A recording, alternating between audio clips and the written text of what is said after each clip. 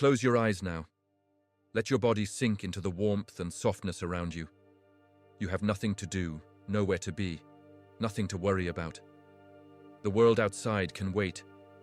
Right now, in this quiet and comfortable place, I'm going to take you somewhere very far away, back through the long corridors of time, back more than 200 years, to a world that feels almost impossible to imagine from where you lie tonight.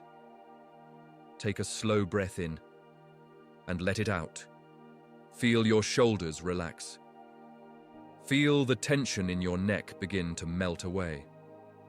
With every slow breath, you are drifting a little further from the noise and busyness of today, floating gently back toward a time when the continent of North America was vast and largely unmapped, when the rivers had no names on any chart, when the mountains stretched endlessly in every direction with no roads running through them, no telegraph wires, no towns for hundreds and hundreds of miles. This is the world of the mountain men.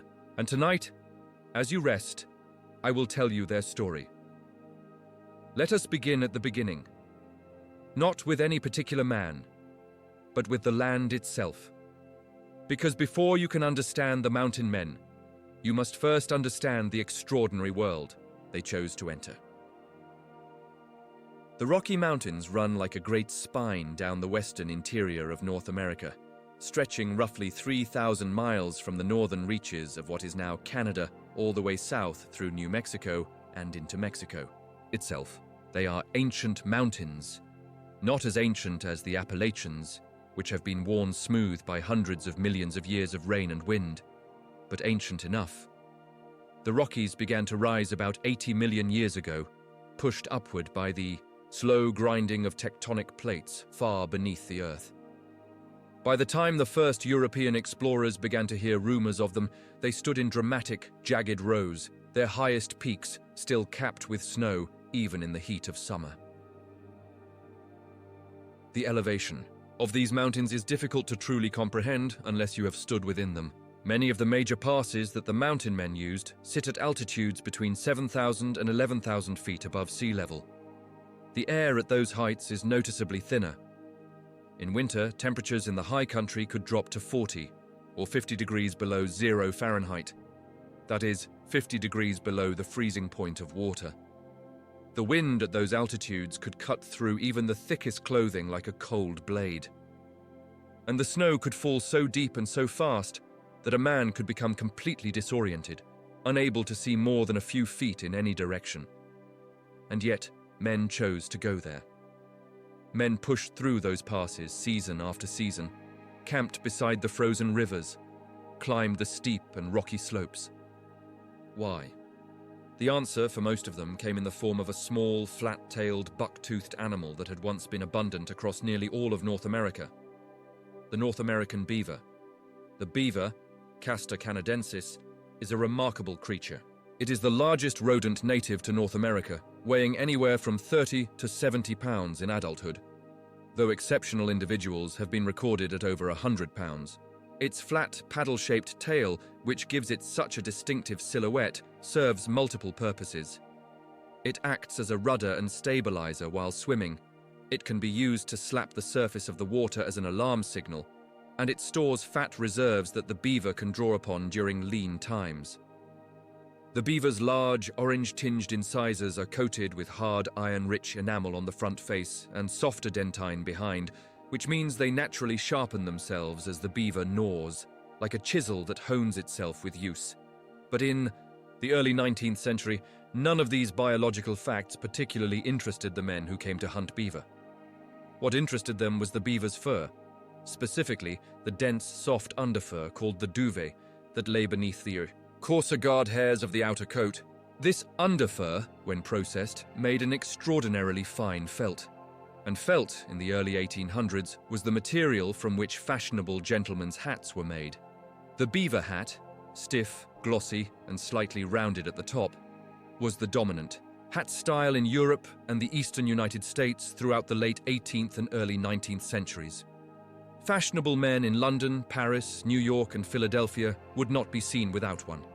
The demand was enormous, and the beavers of Europe and much of eastern North America had already been trapped nearly to extinction. The frontier, the wild, unmapped, largely unexplored interior of the continent, held the last great beaver populations on Earth. This is why men went into the mountains. Not primarily for adventure, though adventure certainly found them. Not for discovery, though they discovered more than almost any other group of people in American history. They went for beaver pelts. They went for money. They went because a single good season of trapping in the right territory could earn a man more in a few months than he could earn in years of farming or laboring in the East. Let your breathing slow now. Feel how heavy and comfortable your body is becoming. The world I am describing was real as the bed you lie in, the ceiling above you, the night sounds around your home. But it feels dreamlike, doesn't it? A world without cities, without roads, without the constant hum of machinery. A world where the night sky blazed with stars in numbers that most of us today have never seen. Let that world settle around you. As we continue, to understand the mountain men properly, we should step back just a little further in time to the very beginning of the fur trade on this continent. Because the mountain men were not the first to harvest the furs of the North American wilderness, they were in many ways the culmination of a process that had been going on for over 200 years. When European explorers and settlers first arrived on the North American continent in the 1500s and early 1600s, they quickly discovered that the indigenous peoples of the region had been trading with each other in animal skins and other goods for centuries. The native peoples of Canada and the northern United States had sophisticated trade networks, and they understood the value of beaver pelts, not for European-style felt hats, but for their own uses, which included clothing, blankets, and ceremonial purposes. The French were among the earliest Europeans to enter the fur trade in a significant way. Beginning in the early 1600s, French traders established relationships with indigenous nations throughout the Great Lakes region and the St. Lawrence River Valley. These traders, called coureurs des bois in French, which means runners of the woods, were remarkable figures in their own right. They were among the first Europeans to truly immerse themselves in the wilderness, learning indigenous languages, adopting indigenous techniques for travel and survival, and often marrying indigenous women and raising families in the wilderness. The coureurs des bois established many of the patterns that the later American mountain men would follow. They traveled light, lived off the land, built alliances with indigenous nations, and followed the seasonal rhythms of the fur-bearing animals they sought. They paddled birch bark canoes through the lakes and rivers of the north, portaged their boats over the land between waterways, and returned each year to trading posts where they could exchange their furs for the manufactured goods that made wilderness life more comfortable: knives, axes, firearms, blankets, and other items. The British entered the fur trade somewhat later, but eventually came to dominate it, particularly through the formation of the Hudson's Bay Company in 1670. This company, which still exists today, making it one of the oldest continuously operating companies in the world, received a royal charter from King Charles II of England, granting it exclusive trading rights over a vast territory surrounding Hudson Bay, encompassing what is now much of northern and western Canada. The territory granted to the Hudson's Bay Company was so enormous that it was sometimes called Rupert's Land, and it covered nearly 40% of what is now Canada. The Hudson's Bay Company operated what became known as the factory system, a network of trading posts called factories positioned at strategic points throughout the wilderness. Indigenous trappers would bring their furs to these posts and trade them for manufactured goods. The company's servants, as its employees were called, generally stayed at the trading posts and waited for the furs to come to them. A rival company, the Northwest Company, took a different approach, sending its employees, called voyageurs, deep into the wilderness to meet indigenous trappers on their own territory and to compete aggressively for furs. The voyageurs were famous for their physical endurance and their cheerful, boisterous culture. They paddled enormous canoes. The large Montreal canoes could carry up to 4 tons of goods and required a crew of 8 to 12 paddlers through the lakes and rivers of the north, singing as they paddled, maintaining a pace of 40 to 50 strokes per minute for hours at a time. A voyageur might paddle 15 to 18 hours a day. At portages, each man was expected to carry at least 2 90-pound packs, across the rough terrain connecting one waterway to another. This was the world of the North American fur trade, as it existed before the American mountain men entered the scene. It was a world of extraordinary endurance, complex relationships between European traders and indigenous nations, and a relentless commercial pressure that was steadily depleting the beaver populations across the northern half of the continent. Breathe slowly. Let the images form gently in your mind. Birchbark canoes on dark, still water, the sound of paddles dipping in rhythm, the smell of pine forests and cold northern air. These are the ancestors of the story we are telling tonight. Let yourself drift a little deeper as we continue. The story of the American mountain men really begins on a May evening in 1804, when a small flotilla of boats pushed off from the banks of the Missouri River near its confluence with the Mississippi, just north of the young city of St. Louis.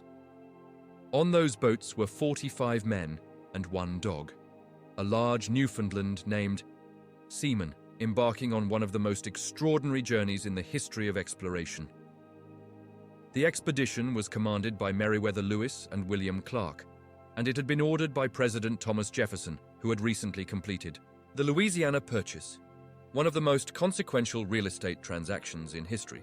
In 1803, the United States had purchased from France an enormous territory encompassing approximately 828,000 square miles, stretching from the Mississippi River west to the Rocky Mountains, and from the Gulf of Mexico north to the Canadian border. The price was approximately $15 million, roughly 3 cents per acre. Jefferson, who was one of the most intellectually curious men ever to hold the office of president, wanted to know what the country had bought. He wanted to know about the rivers, the mountains, the plants, the animals, the peoples who lived in this vast territory.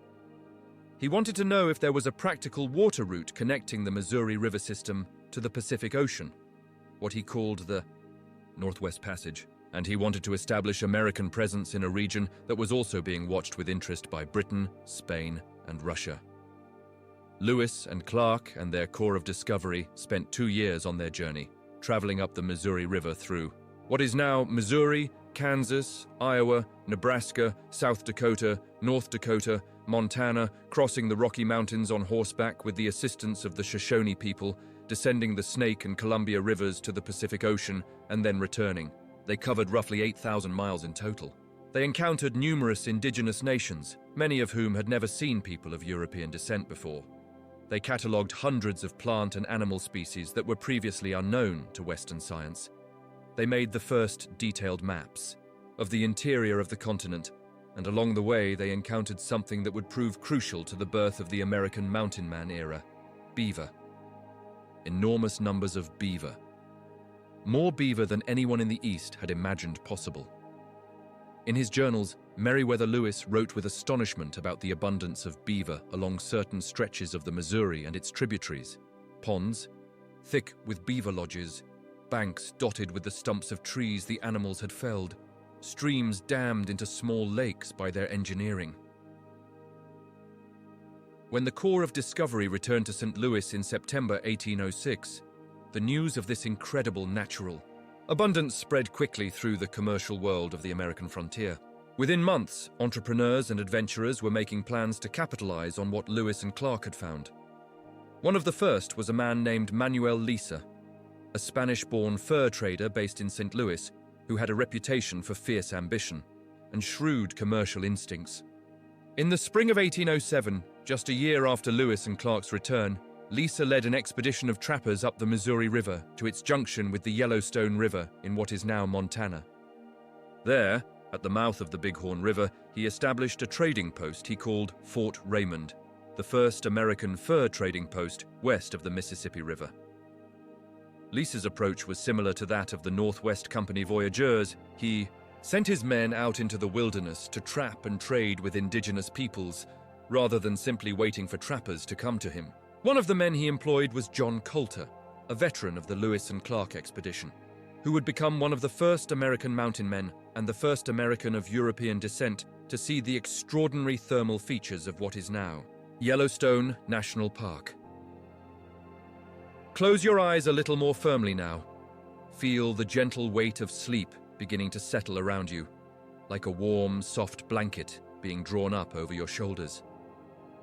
We have a long journey ahead of us tonight, through the mountains and years of a remarkable era. Let your mind relax into the story. There is no hurry. The story will flow over you like a slow, warm river. John Colter deserves a chapter of his own because in many ways he was the prototype, the original mold from which the entire era of the Mountain Man was cast. Almost nothing is known about Colter's early life. He was born sometime around 1774 in Virginia, or possibly in the territory that would become Kentucky, and he grew up on the frontier. By the time he joined the Lewis and Clark expedition as a private in 1803, he was already a skilled woodsman, hunter, and outdoorsman. During the long journey west, he distinguished himself as one of the most capable and reliable men in the Corps of Discovery. Lewis frequently sent him on scouting missions and trusted him with difficult and dangerous assignments. So it is, perhaps not surprising that when Lewis and Clark were on their return journey in 1806, and they encountered two trappers heading west who asked if any of the Corps' men would be willing to turn back and guide them into the wilderness, only one man stepped forward, John Colter. Lewis and Clark released him from duty, and Colter turned around and headed back into the mountains he had just spent months crossing. It was a decision that would define the rest of his life, and that would establish a template for the mountain man era that was to follow. Over the next several years, Colter wandered through an astonishing portion of the American West. He trapped beaver along the tributaries of the Missouri, survived encounters with the Blackfoot Nation that would have killed less experienced or less capable men, and made his way through landscapes that no European American had ever seen before. In the winter of 1807 to 1808, working out of Manuel Lisa's Fort Raymond, Colter undertook a solo journey of approximately 500 miles through the wilderness of what is now Wyoming and Montana. During this journey, he became the first person of European descent to see the geothermal features of the Yellowstone region. The geysers, hot springs, mud pots, and steam vents that made the area seem, to later visitors, like something from another world. Colter tried to describe what he had seen when he returned to civilization, but his accounts were so extraordinary that most people refused to believe him. The area became mockingly known as Colter's Hell, a name that stuck even after subsequent explorers confirmed that everything Colter had described was real. But the most famous episode of John Colter's wilderness career took place in 1808, in a story that reads more like myth than history, except that multiple independent accounts confirm its essential truth. Colter and a fellow trapper named John Potts were checking their beaver traps along a tributary of the Madison River in Saikabinoin, what is now Montana, when they were ambushed by a large party of Blackfoot warriors. Estimates of the number range from several hundred to several hundred. The Blackfoot were a powerful nation whose territory covered a vast area of the northern Rockies and adjacent plains, and they had, for complex reasons that included the presence of American weapons among their enemies, the Crow and Shoshone nations, become increasingly hostile to American trappers. Potts was killed immediately, shot with arrows as he attempted to resist. Colter was taken prisoner. The Blackfoot debated what to do with him. Rather than simply killing him, a chief offered him a chance that was simultaneously a gift and a cruelty. Colter would be given a head start, and then the warriors would pursue him. If he could escape, he would live.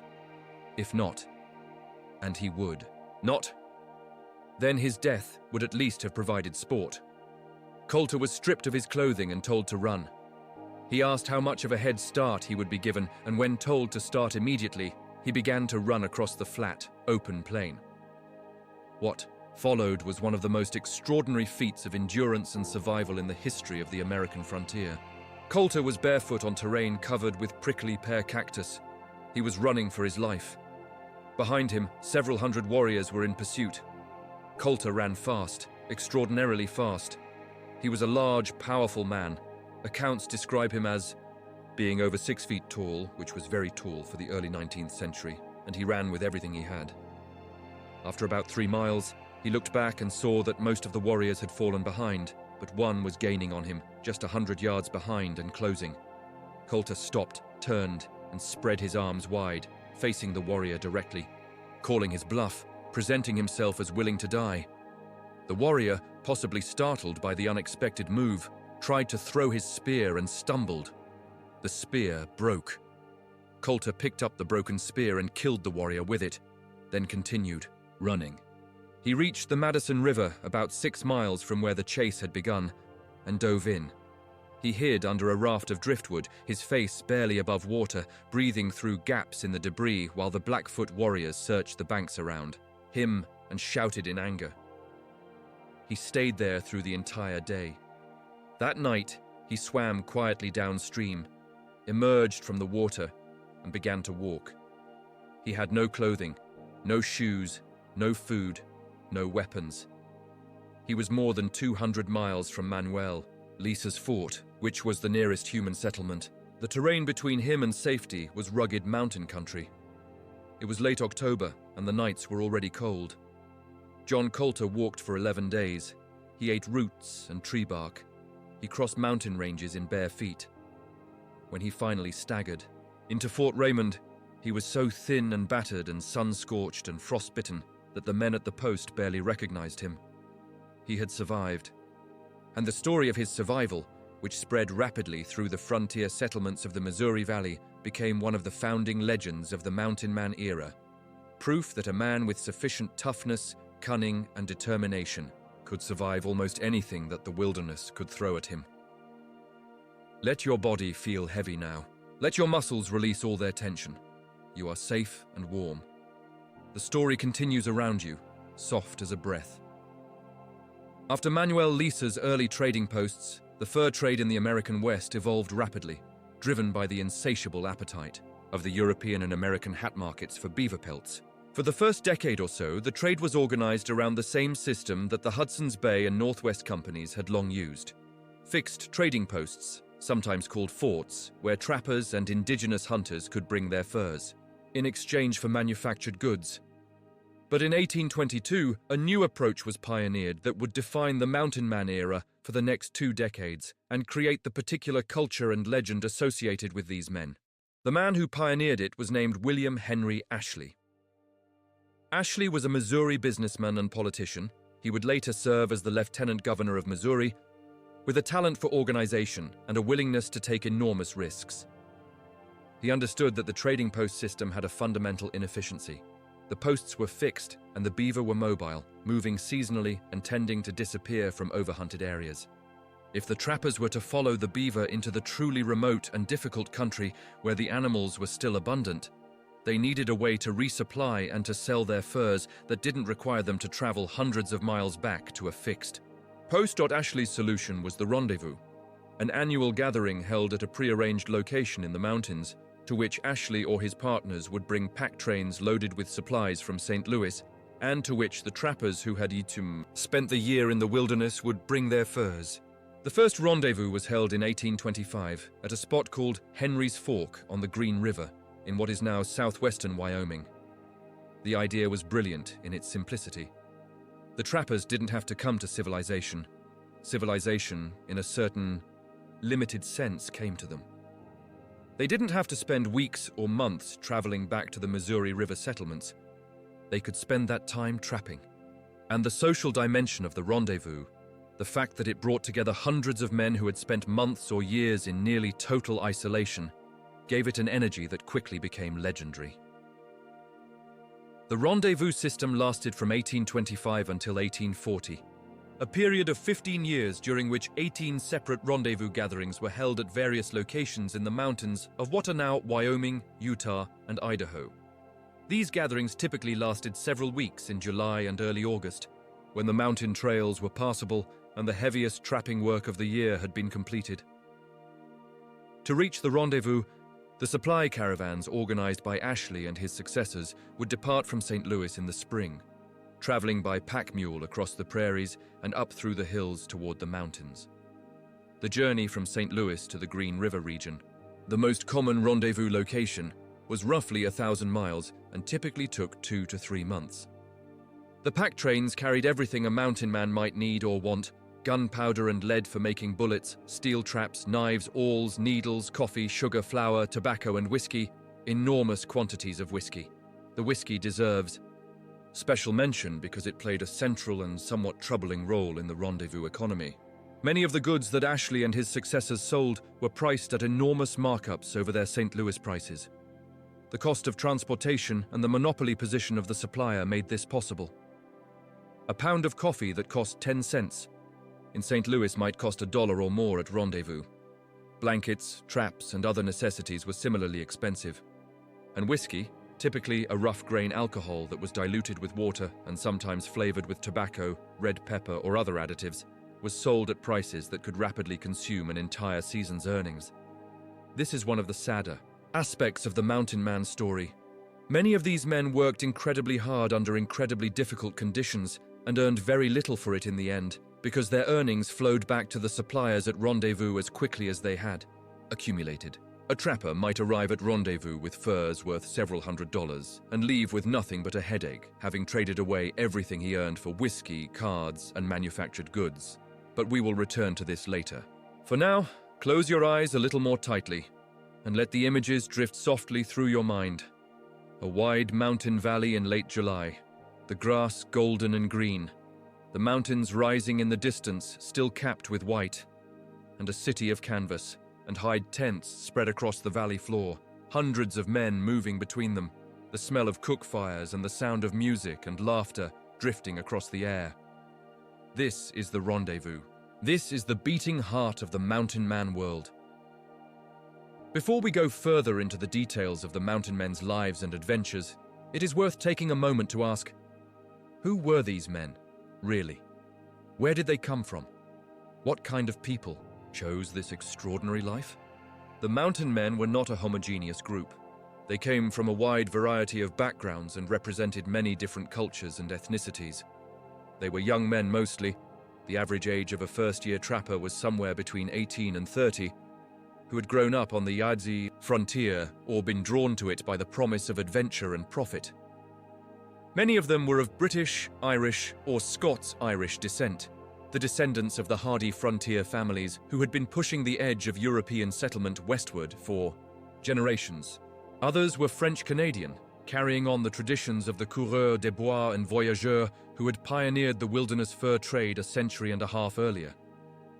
There were men of African descent, some free, some escaped from slavery, who found in the mountains a degree of freedom and equality that was unavailable to them in the settled parts of the country. There were men of indigenous descent and men of mixed indigenous and European heritage, who moved fluidly between the world of the mountain men and the world of the native peoples they lived among and traded with. A significant number of the most capable and celebrated mountain men were, in fact, of mixed heritage, the sons or grandsons of indigenous women and French, British, or American traders. These men often had the advantage of speaking one or more indigenous languages from childhood, understanding indigenous customs and protocols, and being accepted in native communities in a way that purely European American trappers could not always achieve. Most of the mountain men were illiterate or only barely literate. In an era when formal education was a privilege of the relatively well-off, many frontier boys received little or no schooling. This means that the written record of the mountain man era is heavily filtered. The accounts we have are mostly from the minority who could write, or from observers who recorded their observations from the outside. The few diaries and memoirs that do survive from mountain men themselves are remarkable documents. They reveal men who were thoughtful, observant, and often deeply appreciative of the natural world around them, even if they expressed it in rough and unpolished language. They also reveal men who were sometimes brutal, sometimes astonishingly generous, frequently funny, and almost invariably tough beyond anything most modern people can easily imagine. What did a mountain man look like? Contemporary accounts and the few surviving portraits and sketches give us a consistent picture. The mountain man was typically a lean, weathered figure, tanned and hardened by years of outdoor living.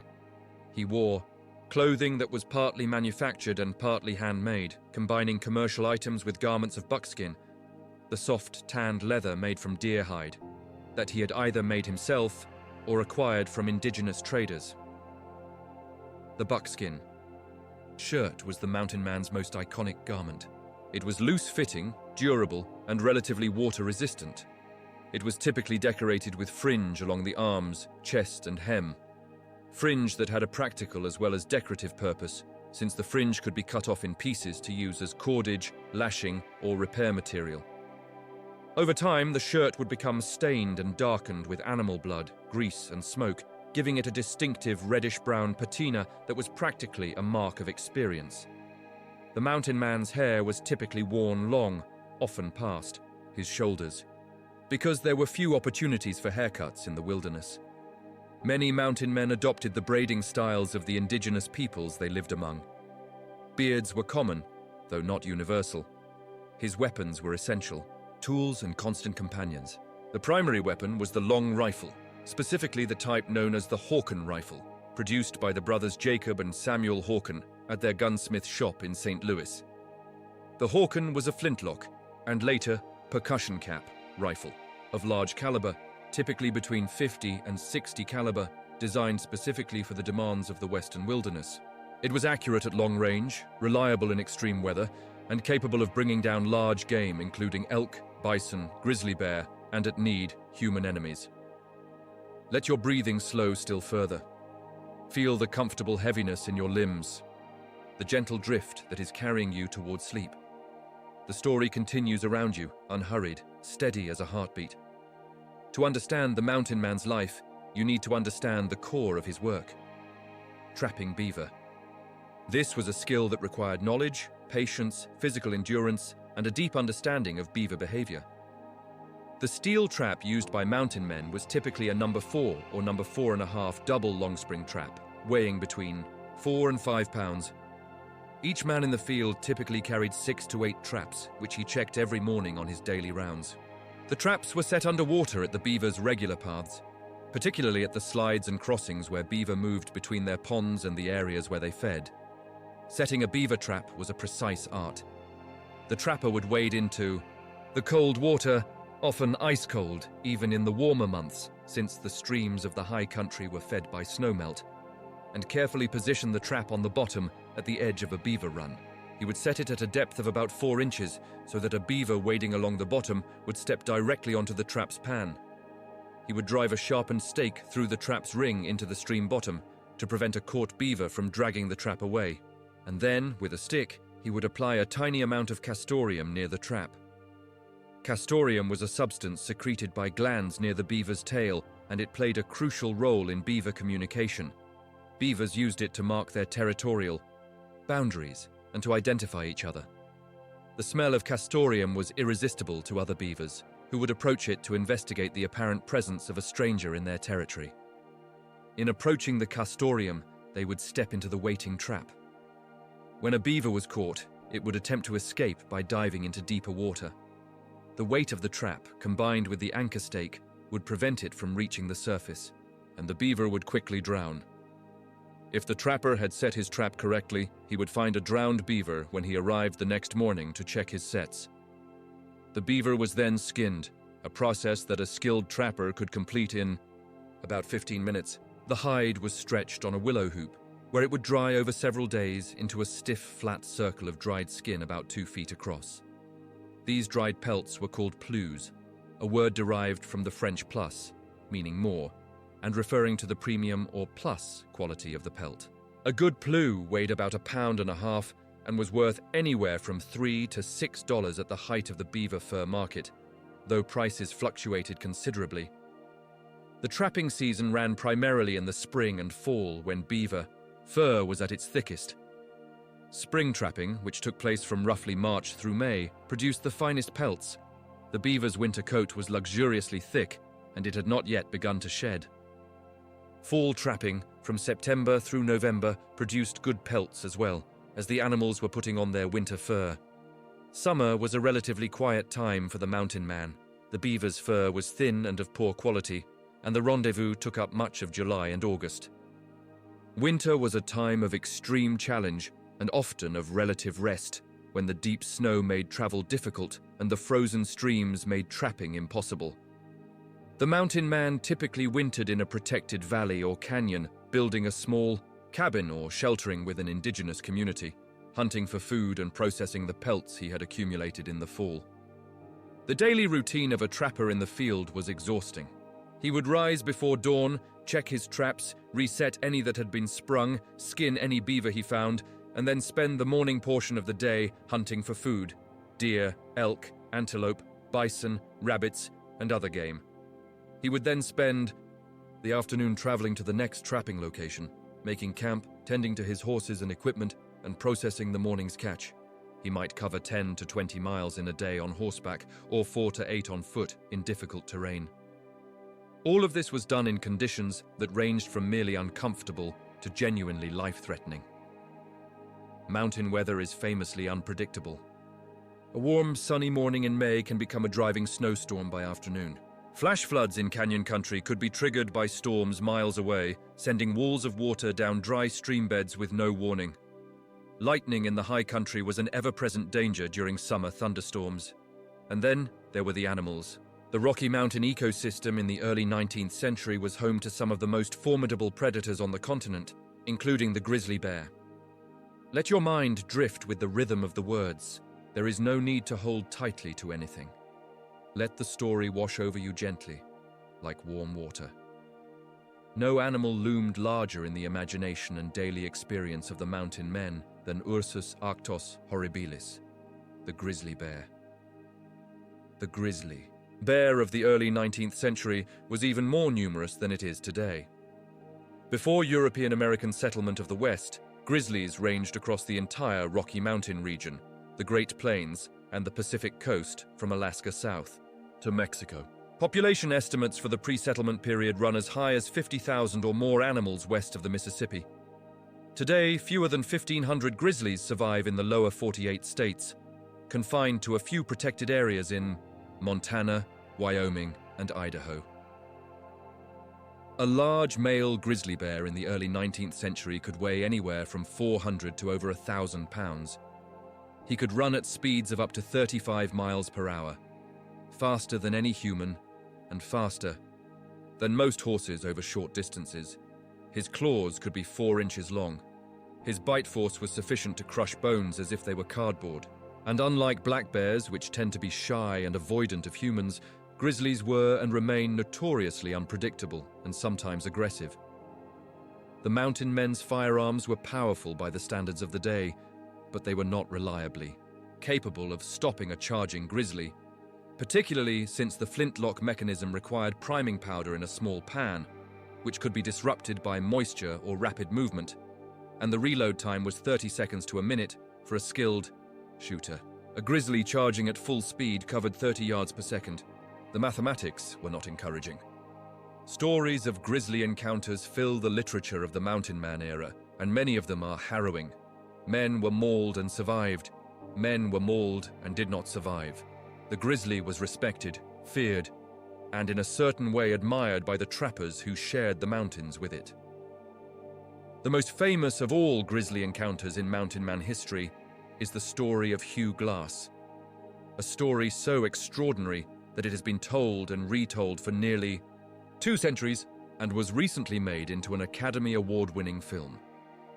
Hugh Glass was a trapper working for William Henry Ashley's fur company in 1823, when his party encountered a grizzly bear with cubs along the forks of the Grand River in what is now South Dakota. Glass approached too close and was attacked by the mother bear with ferocious speed and violence. She mauled him severely, tearing open his back, ripping the scalp partially from his head, crushing his ribs and lacerating his throat, so deeply that he could be heard breathing through the wound. His companions managed to drive off the bear and kill it, but Glass appeared to be dying. The party was in dangerous territory. They had recently been ambushed by the Arikara Nation and were moving as quickly as possible through hostile country. Ashley ordered 2 volunteers to stay behind with Glass until he either recovered or died, and then to bury him and catch up with the main party. The 2 men who volunteered were John Fitzgerald, an older and experienced trapper, and a very young man who was later identified in most accounts as Jim Bridger, who would go on to become one of the most celebrated mountain men in history. The 2 men waited, watching over the unconscious and seemingly dying Glass. After several days, accounts vary on the exact duration, Fitzgerald convinced Bridger that Glass was definitely going to die, and that they were wasting time and risking their lives waiting for him.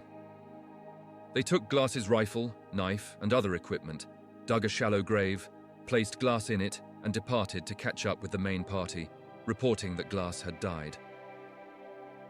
Hugh Glass did not die. He regained consciousness in the shallow grave, crawled out, and over the course of approximately 6 weeks, made his way roughly 200 miles through dangerous wilderness to Fort Kiowa on the Missouri River. He subsisted on wild berries, roots, and the remnants of carcasses left by wolves. His back wounds were so severe that the exposed bones were visible during much of this period. At one point, he deliberately placed his wounds against a rotting log, allowing maggots to eat away the infected flesh. A remarkably sophisticated piece of self-treatment, since maggot debridement removes dead tissue and prevents the spread of gangrene. When Glass finally reached Fort Kiowa, his primary motivation, by his own account, was revenge. He wanted to find Fitzgerald and Bridger and retrieve his stolen rifle and supplies, and he reportedly wanted to kill them both. He eventually found Bridger, who was very young and apparently deeply remorseful, and chose to spare him. Fitzgerald had enlisted in the US Army, which gave him a degree of legal protection, and Glass was persuaded to forego his revenge in that quarter as well. Glass survived his ordeal and continued to work as a trapper for several more years, until he was killed in an Arikara ambush around 1833, dying, in a sense, the kind of death he had been narrowly escaping his entire adult life. The story of Hugh Glass is remarkable not only for its extraordinary events, but for what it reveals about the world the mountain men inhabited.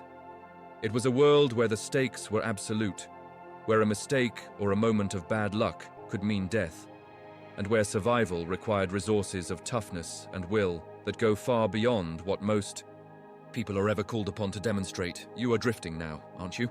The story is a river and you are floating on it, gently, slowly, in no hurry to reach any particular destination. Let the words flow around you.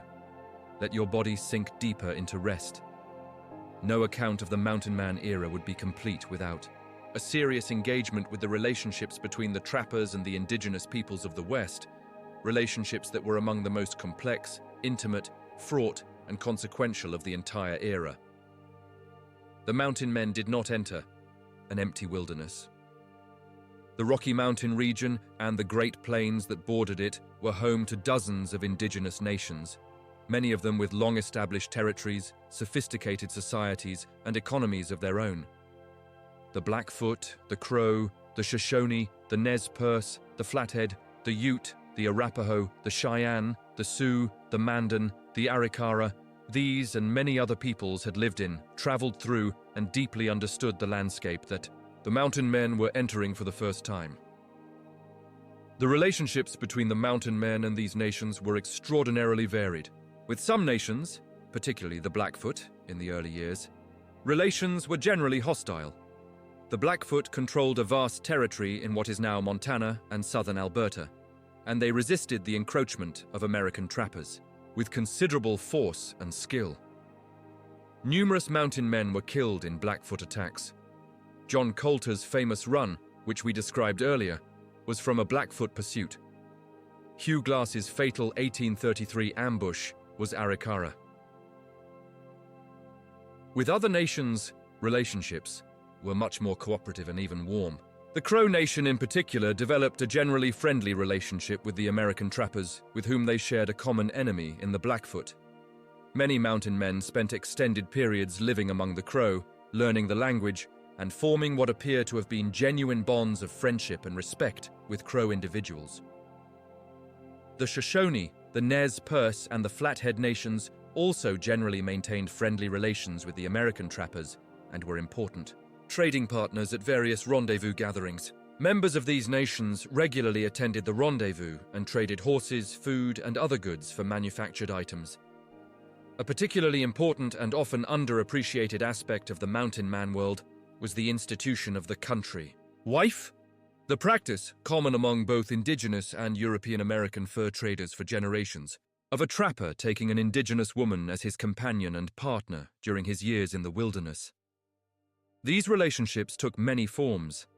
Some were brief and exploitative on the part of the trapper, but many were stable, long-lasting partnerships, that were recognized and respected by both the indigenous community and the broader mountain man world. The women who entered these relationships brought enormous practical value to them. They knew the land, they knew how to prepare and preserve food for winter, they knew how to tan hides and sew clothing, they spoke the languages of the region, and they provided crucial connections to indigenous trading networks and social structures. Many of the most celebrated mountain men had indigenous wives with whom they formed what appear to have been genuine companionships. Jim Bridger married 3 times to indigenous women over the course of his life. Kit Carson, one of the most famous mountain men of the era, had wives from the Arapaho and Cheyenne nations before his 3rd and final marriage. Joe Meek, another notable figure, had a Nez Perce wife named Mountain Lamb, who was described by all who knew her as a woman of extraordinary beauty and presence. The children of these unions, often called the mixed bloods, or in French the Métis, occupied a complicated social position in both the indigenous and the European American worlds. Some found acceptance and place in one world or the other. Some moved between both. Some found themselves truly belonging to neither. Let us be honest about the complexity here, as we drift through this long and fascinating story. The mountain men were not all noble adventurers. They were human beings, with all the flaws and limitations that implies. The fur trade they participated in was, from one perspective, an engine of destruction. It depleted the beaver populations of the Rocky Mountain West to near extinction, disrupted the economies and social structures of indigenous nations, introduced epidemic diseases, and opened the door to the far more destructive forces of mass settlement that would follow. The rendezvous, for all its romance, was partly an instrument of exploitation, designed to extract the maximum value from the trapper's labor, and yet the mountain men were also people of remarkable capability and courage. Many of them formed genuine relationships of mutual respect with the indigenous peoples they encountered. Some became true advocates for those peoples as the era of settlement arrived. And the knowledge they accumulated, their maps, their routes, their understanding of the landscape, would prove essential to everything that came after. The night deepens around you now. The story continues in its steady, unhurried way. You don't need to hold on to every detail. Just let the words drift past you like snowflakes in a gentle storm, soft and cold and beautiful. Of all the mountain men who lived and worked in the era, of the rendezvous, a few figures stand out above the rest. Men whose careers were so extensive, whose skills were so exceptional, and whose influence was so lasting that they became legends even in their own lifetimes. The greatest of these, by almost any measure, was Jim Bridger. James Felix Bridger was born in 1804 in Richmond, Virginia, the son of a farmer and innkeeper. His family moved to Missouri when he was 8, and he was orphaned at 13 when both his parents and his brother died within a short period. He was taken in as an apprentice to a blacksmith in St. Louis, a trade that, as it turned out, gave him excellent practical skills for the wilderness, including the ability to repair firearms, tools, and traps. In 1822, at the age of 18, Bridger answered William Henry Ashley's famous newspaper advertisement, calling for enterprising young men to ascend the River Missouri to its source, there to be employed for 1, 2, or 3 years. He was one of the roughly 100 men who signed up for Ashley's first expedition, and he would spend the next 20 years in the mountains. Bridger was present at the first rendezvous in 1825 and at many of the subsequent gatherings. He became in time one of the most capable and knowledgeable men in the entire history of Western exploration. By the 1830s, he had achieved such a thorough understanding of the geography of the Rocky Mountain region that he was able to produce, from memory, remarkably accurate maps of huge portions of the West. These mental maps, when finally recorded on paper, were used by subsequent explorers and surveyors to verify and extend the official US government surveys. Bridger was the first person of European descent to see the Great Salt Lake. In the fall of 1824 or early 1825, the exact date is uncertain, he floated down Bear River in what is now northern Utah until it emptied into a vast inland sea of salt water. He tasted the water and concluded, understandably, that he had found an arm of the Pacific Ocean. He was wrong. The Great Salt Lake has no outlet, and its saltiness results from centuries of evaporation, concentrating the salts carried in by the rivers that feed it. But the discovery was nonetheless remarkable, and Bridger was the first American of European descent to document it. In 1843, Bridger established Fort Bridger in what is now southwestern Wyoming, a trading post at a key location on the route that would become the Oregon Trail. Fort Bridger quickly became an important stop on the emigrant trail, providing supplies, information, and services to the thousands of settlers who began moving west in the 1840s. In this way, Bridger the Trapper became Bridger the Guide and host, and his extraordinary geographical knowledge became a crucial resource for the great westward migration of the American people. Bridger continued to work as a scout and guide well into the 1860s, long after the Mountain Man era had effectively ended. He guided military expeditions, surveying parties, and emigrant trains through country that he knew better than anyone alive. He was consulted by army officers, government surveyors, and map makers who recognized that his knowledge of the Western landscape surpassed anything available in any library or from any other source. What made Bridger so extraordinary beyond his specific geographical knowledge was his combination of qualities: physical toughness, good judgment, skill in native languages and diplomacy, mechanical ability, and a remarkable memory. He was illiterate for most of his life. He could not read or write until he was in his 40s and hired a tutor. But his mind retained topographical information, route details, and natural history observations, with the precision of a surveying instrument. He was also funny. Bridger was famous for tall tales, exaggerated yarns about the wonders of the Yellowstone region and other parts of the West that were told with such a straight face and such vivid detail that listeners were never quite sure where the truth ended and the fiction began. He described a mountain made of glass, actually an obsidian cliff in Yellowstone, so large that it confused hunters who fired at elk on the other side of it because the mountain acted as a magnifying lens. He described a warm mountain where fires burned underground, almost certainly referring to the coal seams in parts of Wyoming that burn naturally for years. He described petrified forests where petrified birds sang petrified songs, and the wind blew through petrified leaves with a petrified whistle. Historians argue about how much of this was deliberate fiction and how much was a kind of poetic exaggeration of things Bridger had genuinely seen and found astonishing. The answer is probably both.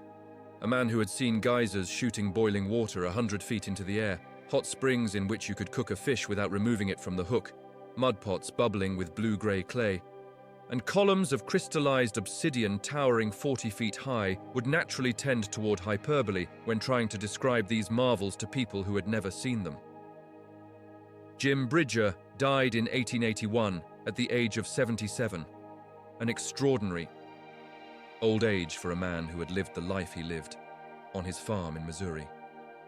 He had been nearly blind for the last years of his life, his vision destroyed by glaucoma. His neighbors recalled him as a quiet, somewhat melancholy old man who rarely spoke of his past, as if the extraordinary life he had lived was already so far away that it seemed like a dream. Chapter 12. The rendezvous in detail. Let yourself drift a little more now. The mountains are there if you look for them in your mind's eye. The long, silent ridgelines, the valleys full of shadow, the rivers catching the last light of day. Rest here for a while. Two more figures from the Mountain Man era deserve extended treatment: Kit Carson and Jedediah Smith, who were in almost every way as different from each other as two men could be, yet who were both indisputably among the finest outdoorsmen and explorers of their age. Christopher Houston Carson, Kit. Carson was born in 1809 in Madison County, Kentucky, the sixth of 10 children. His family moved to Missouri when he was an infant, and he grew up on the frontier, the son of a farmer who died when Kit was 9. At 14, he was apprenticed to a saddler in the town of Franklin, Missouri, a trade he clearly found unsuitable, because in 1826, at the age of 16, he ran away to join a wagon train heading west along the Santa Fe Trail. Carson was small. He stood only about 5 feet 6 inches tall, which was below average even for the time. But he was extraordinarily tough, agile, and skilled with both rifle and knife. He spent the late 1820s and the 1830s trapping beaver throughout the Rocky Mountain region, attending the rendezvous and becoming one of the most experienced and respected trappers of his generation. What set Carson apart was not just his trapping skill, but his ability as a scout and guide, his talent for wilderness diplomacy, and his extraordinary physical courage, which sometimes tipped over into recklessness. He was involved in several famous conflicts during his mountain years, including a well-documented duel with a French-Canadian trapper named Chouinard, who had been bullying other members of a rendezvous camp. Carson, armed with a pistol, confronted the much larger Chouinard on horseback. The two men fired simultaneously. Carson's ball creased Chouinard's hand. Chouinard's ball singed Carson's hair and passed harmlessly by. The duel was considered settled, and Carson's reputation as a man not to be trifled with was firmly established. Carson's fame beyond the mountain man community came from his association with the explorer John C. Fremont, who hired Carson as his guide for 3 major expeditions to the west in the 1840s. Fremont's reports, which were widely published and eagerly read, made Carson into a national hero, the archetype of the brave, capable, laconic Western frontiersman. The reality was more complicated, as it always is, but the image stuck. In sharp contrast to the practical, hard-edged Carson was Jedediah Strong Smith, arguably the most important explorer of the mountain man era, and one of the most remarkable figures in the entire history of American geographical discovery. Smith was born in 1799 in Bainbridge, New York, and grew up in Pennsylvania and Ohio. Unlike many of his contemporaries, he had received a decent education and was a reader throughout his life, carrying a Bible and a copy of Lewis and Clark's journals on his travels.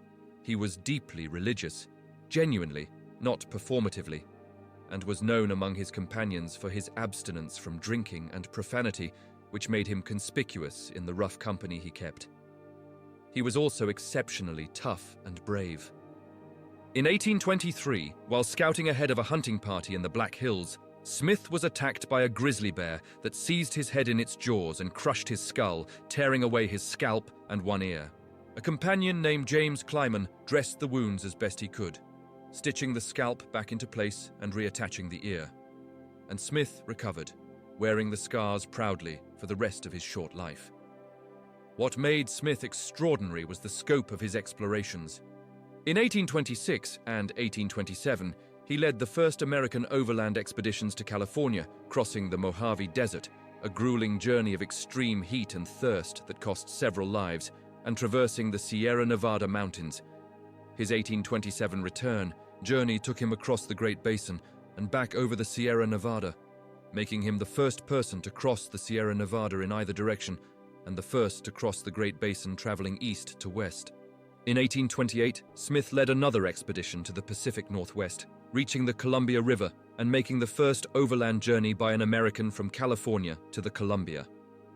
His explorations filled in enormous blanks in the map of the American West and definitively answered the question of whether a practical land route existed to the Pacific. Jedediah Smith was killed in 1831. At the age of 32, on the Santa Fe Trail, not in the mountains he had crossed so many times, but on the dry plains of what is now southern Kansas, killed by a Comanche war party while scouting ahead of a wagon train for water. He was 32 years old. In his short life, he had traveled more of North America than almost any other person of his era, and his geographical knowledge contributed directly to the later settlement of California, Oregon, and the Pacific Northwest. He is one of the great unsung figures of American history, less celebrated than his contemporaries, partly because his early death meant that he never had the opportunity that Bridger and Carson had to become the romantic figure that the growing American public was beginning to demand. Breathe slowly. Let the names and faces drift past like figures seen through a window from a moving train. Real, vivid, and then gone, replaced by the next. The night is long and warm and comfortable. There is no hurry. Let us linger a while on the rendezvous itself, that extraordinary annual gathering that was the social and commercial heart of the mountain man world. Picture a wide, flat-bottomed valley in the mountains of what is now Wyoming, in the first days of July. The mountains rise steeply on three sides, their upper slopes still white with the last snow of the previous winter. The valley floor is carpeted with grass and wildflowers, lupine and Indian paintbrush, and the white of fleabane daisy. The river winds through the middle, cold and clear, reflecting the deep blue of the summer sky. And into this valley, from every direction, figures begin to arrive. Men on horseback, leading pack animals loaded with furs. Men traveling in groups, in pairs, alone. Men who have not seen more than one or two other people for months, sometimes for a year or more. Their faces are dark with sun and wind, their clothing stiff with grease and wear, their eyes bright with anticipation and relief at having survived another year in the mountains. The supply train arrives from the east, a long column of pack, mules and horses, guided by a crew of boatmen and drivers who have made the long journey from St. Louis over 2 or 3 months. They bring the things that the mountain men have been dreaming about through the long months of winter and spring: coffee, sugar, flour, tobacco, new traps, gunpowder and lead, bolts of cloth and calico, beads and vermilion paint for trade with indigenous peoples, and, most eagerly anticipated of all, the barrels of whiskey. Also arriving from various directions are delegations from indigenous nations: Crow, Shoshone, Flathead, Nez Perce and others, who have brought horses, robes, dried meat and other goods to trade. They set up their own camps on the edges of the main gathering, their teepees raising a secondary skyline of canvas and smoke alongside the jumbled canvas and log shelters of the trappers. At the height of a major rendezvous, the valley might contain anywhere from 300 to 1,000 people in total: trappers, indigenous traders, the supply train crew, and assorted hangers-on, entrepreneurs, missionaries, and curious travelers who had attached themselves to the supply caravan for the adventure of it. The commercial business of the rendezvous typically occupied the first few days.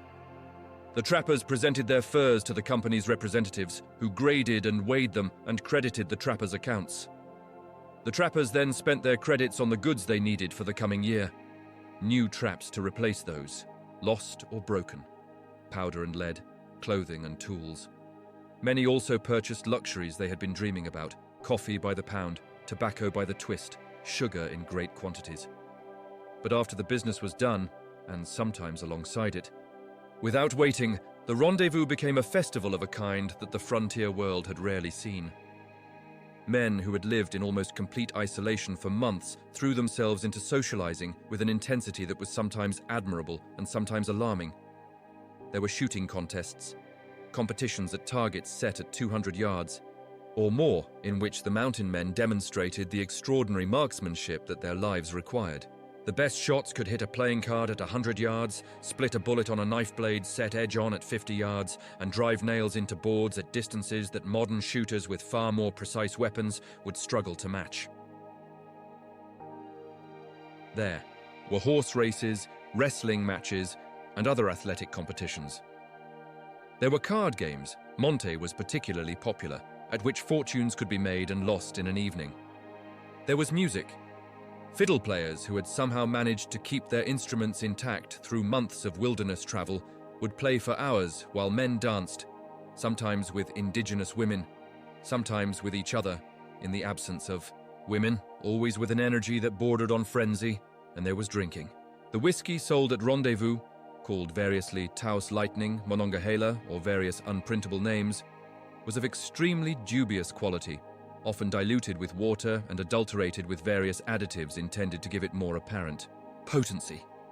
The effects of consuming large quantities of it quickly were severe and sometimes dangerous. Men who had survived grizzly attacks and winter storms and Blackfoot ambushes were carried senseless from the rendezvous ground by their companions after an evening of careless drinking. Fights broke out, some of them relatively minor, some of them genuinely dangerous. At almost every rendezvous, there were deaths from violence. The rendezvous was also a time of business in a broader sense. Trading relationships were established and renewed, alliances were made and remade, indigenous leaders and trapping company representatives negotiated access to territories and established the terms of the coming year's trade. Marriages were arranged, formal by the standards of the mountain man world, which meant a gift of horses or goods to the bride's family. and a ceremony recognized by both the indigenous community and the trapper community, even if it had no standing in the law of the settled United States. Contemporary observers who attended the rendezvous described it in vivid terms. Washington Irving, the author of The Legend of Sleepy Hollow, wrote about the rendezvous in his 1837 book, The Adventures of Captain Bonneville, based on the journals of a U.S. Army officer who attended several gatherings, in language that combined fascination with a certain Eastern gentleman's horror at the spectacle of so much uninhibited freedom.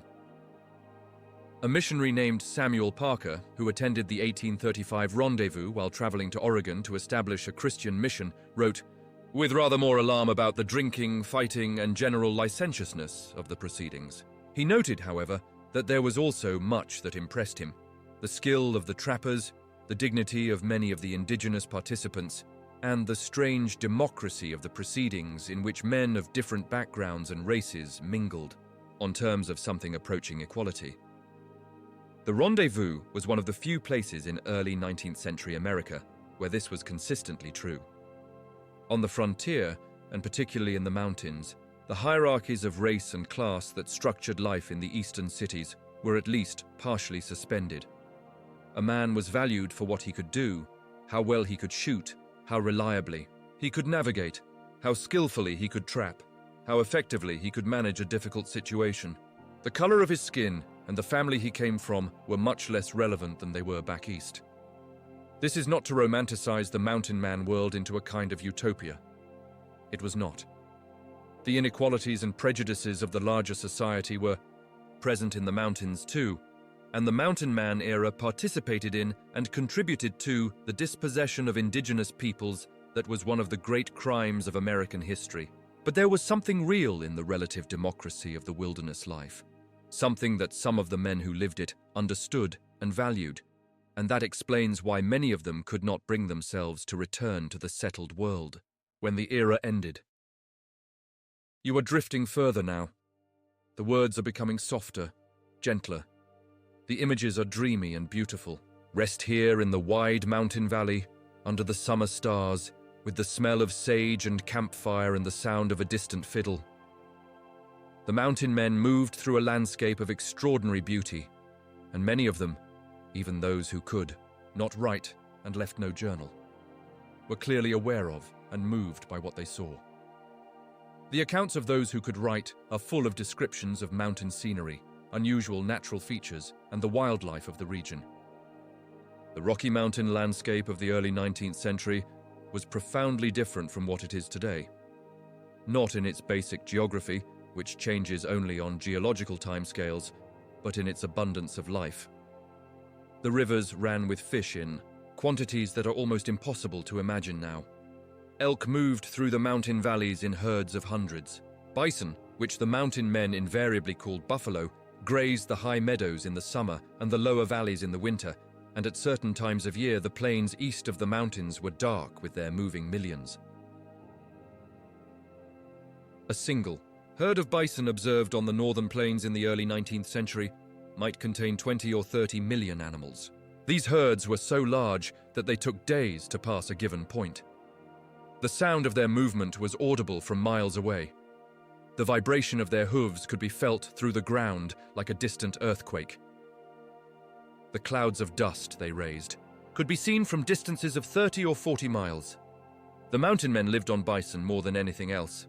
A single adult bison could weigh up to 2,000 pounds and yield hundreds of pounds of meat.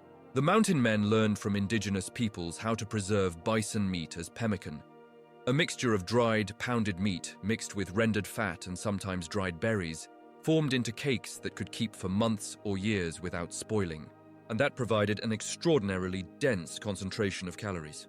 A pound of pemmican contained enough energy to fuel a day's hard work in cold weather. The indigenous peoples of the plains had developed sophisticated techniques for hunting bison over many centuries. The most dramatic of these was the buffalo jump, also called a pishkun in some Blackfoot dialects, in which hunters would guide a herd toward the edge of a cliff, and the animals at the front of the herd, unable to stop their panicked momentum, would go over the edge and fall to their deaths on the rocks below. Archaeological evidence of buffalo jumps has been found throughout the Great Plains region, with accumulations of bison bones at the base of certain cliffs that represent centuries of such hunts.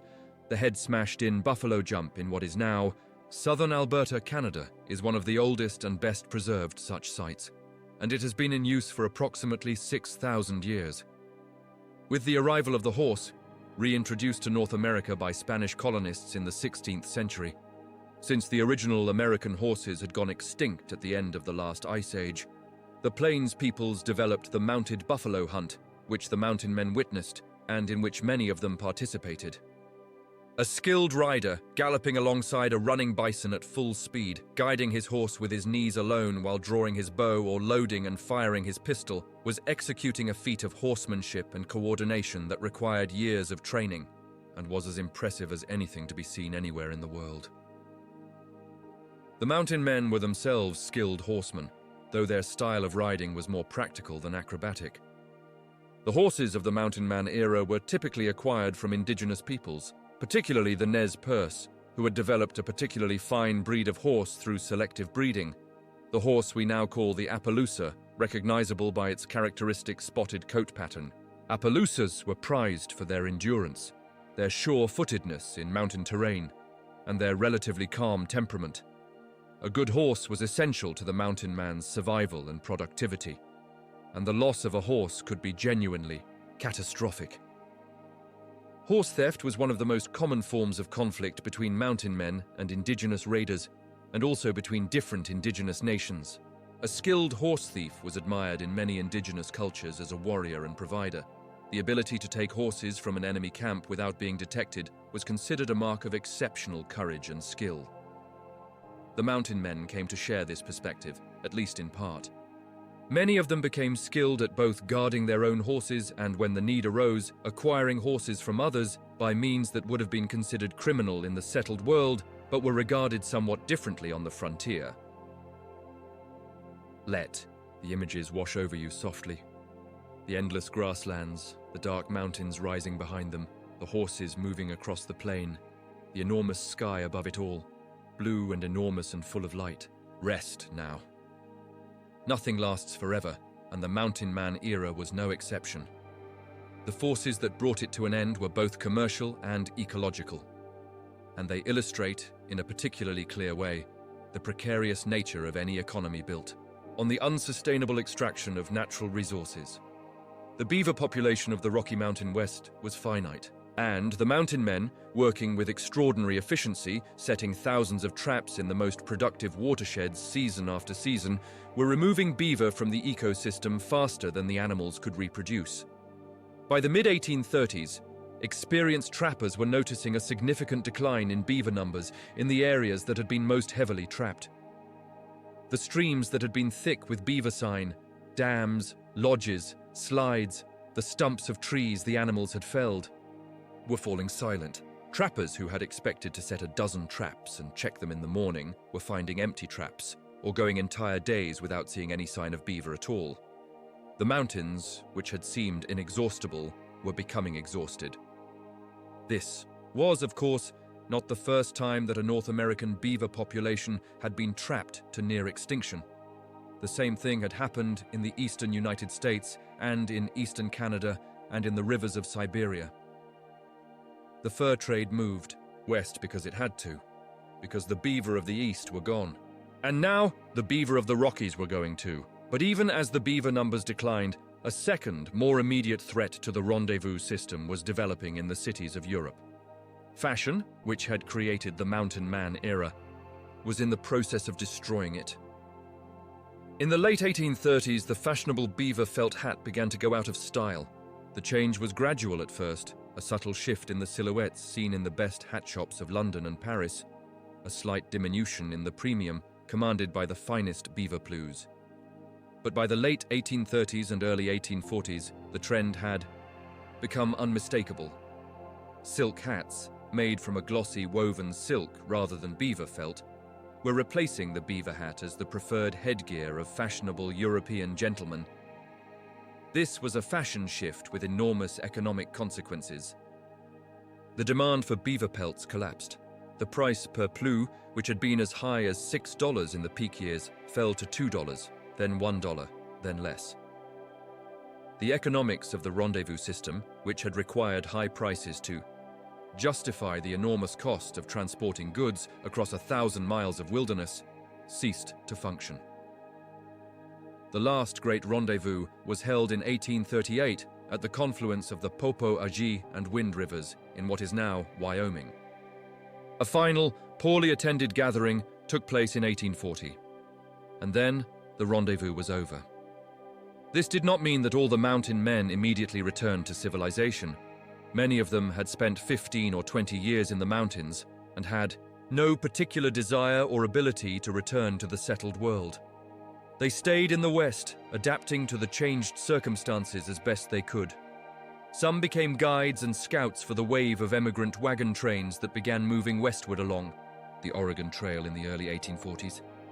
Their knowledge of the mountain routes, the water sources, the dangerous crossings, and the best places to rest and graze animals was invaluable to settlers who were making the journey for the first time. Jim Bridger's Fort Bridger was established explicitly to serve this new clientele. Kit Carson became Fremont's guide and later a U.S. Army officer. Others settled in the valleys they had come to know, farming or ranching on land that had once been entirely wild. Some married into indigenous communities and lived out their Mai, lives on native terms. A few died as they had lived, in sudden violent encounters with the wilderness or with the people who lived in it. The Mountain Man era lasted, in its full flowering, for approximately 20 years. From the first rendezvous in 1825 to the collapse of the system around 1840. In that remarkably short period, a small number of extraordinary individuals had crossed and recrossed an enormous and largely unknown landscape, accumulated a geographical knowledge that would prove essential to the subsequent history of the American West, established relationships with indigenous nations that were complex and consequential, and lived lives of such intensity and drama that they became the raw material of an enduring American mythology. Rest now. Let yourself sink deeper into the comfort of the bed around you. The story is not finished, but you are drifting beautifully, moving gently towards sleep. The words will continue, soft as breathing, until you are gone. The mountain men survived in the wilderness using a combination of skills, knowledge, and tools that represented the best of what the frontier world had developed over centuries. Let us consider some of these in detail because the specifics reveal something important about the world these men inhabited. The fire, starting it, maintaining it, using it, was the foundation of wilderness survival. A mountain man without fire in the Rocky Mountain winter was a mountain man who would be dead within days. The primary fire-starting tool of the era was the flint and steel kit, a piece of hardened high-carbon steel called a striker, a piece of sharp-edged flint, and a small supply of tinder, typically a folded piece of charred cloth called char cloth. Starting a fire with flint and steel requires practice, but once mastered is remarkably reliable. The trapper would hold the char cloth against the flint and strike a sharp downward blow with the steel striker. The sparks produced by this impact would fall into the char cloth and create a glowing coal. The coal would then be transferred to a handful of dry, fine tinder, grass, cattail fluff, shredded bark, and blown gently until the tinder burst into flame. The process from first strike to flame could be accomplished in under a minute by an experienced practitioner. Some mountain men also carried a burning lens, a small magnifying glass that could start fires in bright sunlight, or relied on the fire-by-friction methods used by indigenous peoples such as the hand drill and bow drill. The bow drill involves a straight, dry stick pressed into a notched board and spun rapidly by means of a cord wrapped around it and pulled back and forth with a bow-shaped handle. The friction creates a glowing coal in the notch of the board, which is then transferred to tinder. Food was both the mountain man's central preoccupation and, in good country in the right season, relatively abundant. In the central Rocky Mountain region, the primary food sources were the large ungulates, elk, mule deer, bighorn sheep, and pronghorn antelope, supplemented by bison at lower elevations, smaller game such as rabbits and beaver itself, and plant foods including various roots, berries, and pine nuts. Mountain men learned from indigenous peoples an enormous repertoire of edible plants, The camas lily, whose bulb was a staple food of the Nez Perce and other plateau peoples, was nutritious and plentiful in the right season. Wild onions, biscuit root, and various species of dock and sorrel provided vitamins that were otherwise difficult to obtain in the high country. Pine nuts, the seeds of certain species of pine, particularly the piñón pine at lower elevations, were rich in fat and protein and could be collected in large quantities in good years. The mountain. Man's knife was perhaps his most essential tool after his rifle. A good large knife.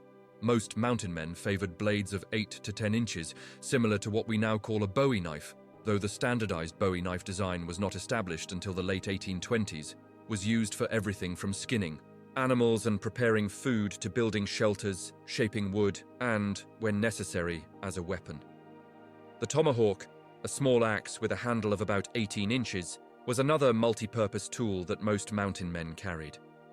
It could split wood, cut poles for shelter construction, serve as a weapon, and even be thrown with considerable accuracy at short range. Shelter in the mountains could be constructed from materials at hand in a remarkably short time by an experienced woodsman. The simplest form was the lean-to, a sloping roof of branches covered with bark, pine boughs, or animal hides, open on one side and with a small fire in front. More substantial was the dugout, a shelter excavated into a south-facing hillside with a roof of poles and branches covered with bark and earth. The most comfortable winter shelter was the tipi design used by the plains and mountain peoples, a conical framework of poles covered with tanned bison or elk hides, with a smoke hole at the top and an adjustable smoke flap to control draft and rain. Many mountain men adopted the tipi during their winters with indigenous communities and continued to use the design throughout their careers for the good reason that it was excellently suited to the environment. A properly made tipi of 16 to 20 hides could accommodate several people comfortably, could be kept warm with a relatively small fire, could withstand high winds that would destroy other shelter types, and could be set up or taken down. In a matter of minutes, let the night settle around you like a blanket. The wind moves through the pines outside, or perhaps the rain is falling, or the night is perfectly still. Whatever it is right. You are comfortable and safe. The story continues. We have spoken at length of the physical demands and dangers of the mountain man's life. But what of the inner life? What of the long months of solitude in the mountains, the winter evenings when the snow was deep and there was nothing to do but sit by the fire and think? This is harder to know because most mountain men left no written record, and the ones who did were not generally given to introspection on the page. But we can piece together some sense of the inner world of these men from what scattered accounts survive. Solitude was a fact of life for the mountain man, but it was not universally experienced as a burden. Many of the men who chose this life seem to have had a genuine and deep-seated preference for wilderness over civilization, a temperament that found the solitude of the mountains more comfortable than the company of towns. The English language has words for people who love solitude in nature: misanthrope, hermit, recluse. But none of these quite captures the quality of the mountain man's relationship to the wilderness, which was not a rejection of humanity so much as a different kind of relationship to the non-human world. The mountains and rivers and animals of the West were real and present and engaging in a way that the social world of the eastern settlements was not for these men. The Osborne Russell, one of the few mountain men who left an extended and literate journal, wrote with feeling about moments of extraordinary peace and beauty that he experienced in the wilderness. In an 1839 entry describing a summer evening in the Lamar Valley of what is now Yellowstone, he wrote, and I will paraphrase, that he was lying on his back in the grass, looking up at the sky, and was overcome by such a sense of peace and contentment that he wished he could remain in that valley forever. The mountain men who spent extended periods living with indigenous communities were often struck by what they perceived as a different relationship to time and to the natural world. Indigenous peoples who had lived in the mountains for generations possessed a quality of presence and attention to weather, to animal behavior, to the subtle signs of the landscape that the most experienced mountain men could only begin to approximate after years of effort. The relationship between the mountain men and their dreams and interior lives is largely lost to history, but it is worth imagining on this quiet night what it might have meant to lie on the ground beside a dying fire, under a sky of 10,000 stars, with nothing around you for hundreds of miles but mountains and rivers and animals, and to feel the particular quality of silence that exists in wild places. Not the absence of sound, but a different kind of presence, the sound of wind and water and the distant calls of night animals, the creak of trees and the crack of cold rock and the soft breath of your horse tied nearby. There is something about that kind of silence that changes people. The mountain men who spent years in it were not the same people who had left the settlements behind. Some of them became harder and stranger and more difficult to live with in ordinary society. Some of them became wiser and more patient and more capable of genuine attention. All of them were marked by the experience in ways that were visible to those who met them in later life. George Frederick Ruxton, a British adventurer who travelled through the Rocky Mountains in the 1840s and left one of the finest literary accounts of the mountain man world, observed that the men he met in the mountains seemed to him genuinely different creatures from the people he had known in England or in the eastern United States. They moved differently, attended differently, spoke differently, more slowly, more carefully, with longer pauses. The mountains had gotten into them, and the mountains did not let go easily. Rest now. Feel the silence of the night around you. Feel the darkness and the stars beyond the windows. The world going on in its quiet way outside while you lie here, warm and comfortable, drifting between waking and sleep. The story continues, soft as breath. We spoke earlier of the relationships between mountain men and indigenous peoples, but we did not spend enough time on the indigenous world itself, the cultures and societies that the mountain men encountered, and that shaped the world they moved through. The nations of the Rocky Mountain region represented an enormous diversity of languages, cultures, and ways of life. The Blackfoot Confederacy, a group of 3 related nations, the Siksika, the Kainai, and the Piikani, occupied some of the richest hunting territory on the continent in what is now Montana, Idaho, and southern Alberta. They were among the most powerful and militarily capable nations of the northern plains, skilled horsemen and fierce defenders of their territory. The Blackfoot did not welcome the mountain men into their territory, and for reasons that make considerable historical sense. The American trappers brought trade goods, but they also brought disease, disrupted the indigenous trading networks that the Blackfoot had built over generations and armed the Blackfoot's enemies. The hostility between the Blackfoot and the American trappers was not irrational. It was, in its way, a coherent response to a genuine threat. The Crow Nation, by contrast, occupied a more easterly territory in what is now eastern Montana and northern Wyoming, and they generally welcomed the mountain men as allies against the Blackfoot.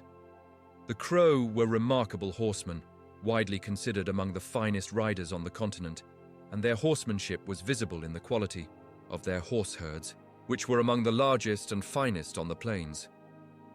A wealthy Crow warrior might own hundreds of horses. Horses were the measure of wealth, the medium of gift exchange, the dowry paid in marriage, the prize of raid and war. The Shoshone, who occupied a vast territory in what is now southern Idaho, western Wyoming, and northern Nevada, were among the first indigenous peoples to encounter the Lewis and Clark expedition and had maintained generally friendly relations with American explorers and trappers ever since.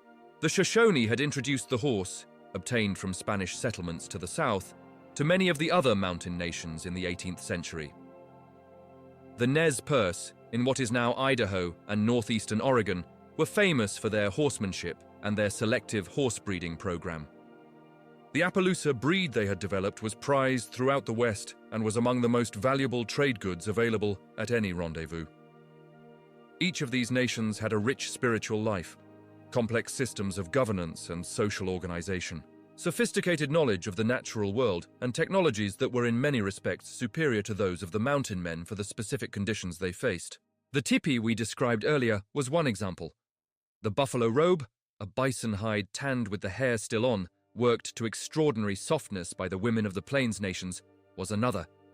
There was no commercial blanket available to the mountain men that was as warm, as water-resistant, or as durable as a properly made bison robe. Indigenous women were the primary producers of the material culture that sustained the fur trade. They tanned the hides, sewed the clothing, prepared the pemmican, gathered the plant foods, and managed the household economy of the trappers' winter camp. The romantic image of the mountain man as a solitary, self-sufficient figure ignores this reality. In most cases, his survival and success depended critically on the skills and labor of the indigenous women in his life. The knowledge that indigenous peoples possessed about the natural world, about medicinal plants, about the behavior of animals, about weather patterns and seasonal changes, about the topography of the land and the best routes through it, was accumulated over generations of careful observation and was transmitted orally through stories, ceremonies, and practical instruction. The mountain men who were wise enough to learn from this knowledge were invariably more successful and more likely to survive than those who were not. Feel yourself sinking now. The words are becoming softer, further away. The images are gentler. You are moving toward that warm, dark country of sleep, and the story is your companion on the journey. The mountain man world was not only a world of wilderness solitude and natural beauty, it was also at times a world of sudden violence. The mountain men were not peaceable people as a rule, and the world they inhabited was one where disputes were often settled by force and where the difference between life and death could be measured in seconds. The battles between mountain men and various indigenous nations were not, as they were sometimes portrayed in the popular literature of the 19th century, simple confrontations between civilization and savagery. They were usually the result of complex conflicts of interest in which both sides had legitimate grievances and both sides were capable of tremendous courage and tremendous cruelty. One of the most significant of these conflicts was the Arikara War of 1823, which directly preceded the founding of the rendezvous system and was in part responsible for its development. The Arikara, also called the Ri, were a semi-sedentary agricultural nation who lived in fortified villages along the Missouri River, in what is now South Dakota. They had long been both trading partners and periodic adversaries of the American fur traders. In 1823, a large party of Ashley's trappers stopped at an Arikara village to trade for horses. Tensions erupted, for reasons that remain somewhat unclear, into a full-scale attack. The Arikara killed 15 of Ashley's men in a matter of minutes, a massacre that shocked the frontier and effectively closed the Missouri River route to the mountain men. This disaster, while terrible, had the indirect effect of pushing Ashley to develop the rendezvous system. If the Missouri River route was closed, his men would have to make their way to the mountains overland, and they would need a way to resupply that didn't depend on river access. The Buffalo Jump, it might be said, was made necessary by the Arikara attack. The Battle of Pierre's Hole, fought in the summer of 1832, just after the rendezvous of that year, was another significant engagement. A large party of trappers and allied Nez Perce warriors encountered a group of Blackfoot warriors and their families who had come down from the mountains. The meeting quickly turned violent, and a full-scale battle erupted that lasted most of a day. Both sides suffered significant casualties. Exact numbers are uncertain, but the battle left at least a dozen dead on the American and Nez Perce side, and an unknown number of Blackfoot casualties. The battle was notable for the involvement of Sinclair, one of the most experienced and capable mountain men of the era, who was killed while leading an assault on a natural fortification that the Blackfoot had improvised from a stand of willow. His death illustrated a truth that the mountain men frequently forgot in the heat of action. The warriors they faced were skilled, experienced, and brave, and even a seemingly advantageous position could be costly to attack. Individual encounters, rather than pitched battles, were more typical of the mountain man world. A lone trapper checking his trap line might round a bend in the river and find himself face to face with a party of hostile warriors. The outcomes of such encounters depended on quick thinking, cool nerves, and sometimes pure luck. The mountain men developed their own tactical vocabulary for such situations. The term pulling stick, for instance, meant retrieving one's traps, quickly and moving on when signs of danger became apparent. Caching referred to the practice of hiding supplies and equipment in carefully concealed underground pits. When forced to flee or travel light, a trapper would cache his heavy equipment and return for it later when the danger had passed. The cache was a vital tool of wilderness survival. A well-made cache could preserve food, equipment, and furs for months or years. To make one, the trapper would select a location that was inconspicuous, but that he could find again, often on a particular bend in a river or near a distinctive rock formation or at a measured distance from a known landmark. He would dig a pit deep enough to be below the frost line, line it with bark or hides to keep out moisture, deposit his goods, cover them carefully, and dispose of the excavated soil somewhere away from the site so that the disturbed earth would not reveal the cache's location. The ability to cache and to find cached goods was so important that it gave rise to a permanent addition to the English language. The word cache, from the French cache, to hide, entered American usage through the fur trade world and has never left. Let your body be completely still now. There is no need to move. Every part of you is comfortable and warm. The words flow over you like warm water. You are almost asleep. How did the mountain men find their way through thousands of square miles of unmarked wilderness? This is a question worth considering because the ability to navigate accurately was as crucial to survival as any other skill. The primary navigation tools of the mountain man were the sun, the stars, and the landmarks of the landscape itself. A man who spent years in a particular region developed what experienced outdoors people call a sense of place, an intuitive, almost subliminal awareness of where he was relative to the major features of the terrain.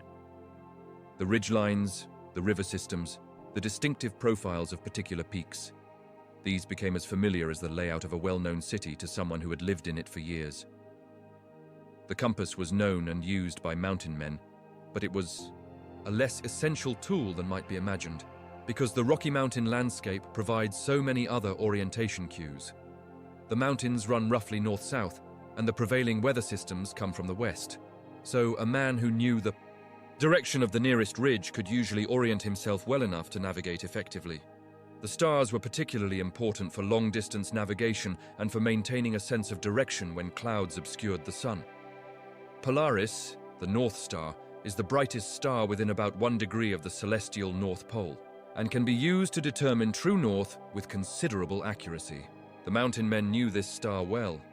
They also used the rising and setting points of the sun, which vary seasonally but always rise in the east and set in the west, and the angle of the sun at noon, which is directly south in the northern hemisphere. River systems were the mountain man's roads, and understanding them was fundamental to navigation. The major rivers of the Rocky Mountain West, the Missouri, the Columbia, the Snake, the Green River, the Platte, the Arkansas, and their tributaries, form a complex but learnable network. A man who understood which rivers flowed into which and in which direction could navigate from any given point to any other without a map, simply by following the logic of the watershed. The beaver's own engineering provided yet another navigation aid. Beaver ponds, created by the animal's dams, were consistently located on small, low-gradient stream sections, which tended to be in valley bottoms and gentle terrain. A trapper following beaver sign was, without thinking about it, following a course that led toward easier travel and more sheltered campsites. Jim Bridger's ability to carry a detailed mental map of the Rocky Mountain region is one of the most remarkable feats of memory and spatial reasoning in the history of exploration. When the cartographer Richard Kern sat down with Bridger in the late 1840s to record his geographical knowledge, Bridger spent 3 days describing routes, distances, and landmarks across an area of hundreds of thousands of square miles, and the resulting map, verified against subsequent surveys, proved remarkably accurate in most of its major features. How does a person hold that much spatial information in memory? Bridger would likely have described it simply as knowing the country, a phrase that encompasses, for those who have experience with it, not just the intellectual knowledge of map features, but a felt, embodied sense of the landscape, acquired through years of physical presence in it. The country was in his muscles and his joints and his sleeping mind, as much as in his waking memory. This kind of knowledge, acquired through long, intimate engagement with a particular landscape, is one of the things that most distinguishes the world of the mountain men from our own world of maps and GPS and satellite imagery. We can look at any point on Earth from a satellite and see its shape and features with extraordinary precision. But the mountain men knew the West in a different way, from the inside, from the ground, from years of walking and riding and sleeping and waking in its valleys and on its ridges. Both kinds of knowledge are real, and both are valuable. But there is something irreplaceable about the intimate, embodied knowledge that the mountain men possessed. Something that no amount of satellite data can fully replace. And as the last of them aged and died, that knowledge, vast and irreplaceable, passed out of the world. The night is very deep now. You are very nearly asleep. The words are light and soft. They move through you without effort, like music heard from another room. Perhaps the most austere and in some ways most beautiful. Chapter of the mountain man's year was winter. The high Rocky Mountain winter was a season of profound stillness, of long nights and short cold days, of survival reduced to its most essential elements. In the northern Rockies, the deep winter typically arrived in November and did not release until March or April. During the coldest months, December, January and February, temperatures in the mountain valleys could fall to -40 degrees Fahrenheit on clear, still nights. Wind chill brought the effective temperature even lower. The streams froze from the surface down, sometimes to the bottom in shallow sections. The snow accumulated in the sheltered valleys to depths of 10 feet or more, burying the lower branches of the pine trees and filling the open meadows level. The mountain man, who was caught in the high country without adequate preparation when this winter descended, faced a genuine survival challenge. The standard solution, which most experienced men followed, was to select a winter camp in late October or early November before the heavy snows arrived, and to remain there until the spring thaw. A good winter camp had several essential features. Shelter from the prevailing wind, ideally in a south-facing canyon or valley that received maximum winter sunlight. A reliable source of liquid water, ideally a spring or stretch of river that did not freeze completely. Abundant firewood within easy carrying distance. And access to game animals, particularly elk and deer that moved down to lower elevations, as the deep snow accumulated in the high country. The mountain men wintered in several different ways. Some built small log cabins, a single room, perhaps 10 feet by 12 feet, with a dirt floor, a stone fireplace, and a roof of poles covered with brush and dirt. Such a cabin, if well built, could be made quite warm with a small fire. Others dug into south-facing hillsides, creating earth-sheltered dugouts that used the thermal mass of the surrounding soil to moderate temperatures. And many spent the winter in indigenous communities, living in teepees and taking advantage of the native people's expertise in cold weather survival. The long winter evenings, darkness came by 4 in the afternoon in December and didn't lift, until 8 the next morning, were filled with the maintenance and repair of equipment.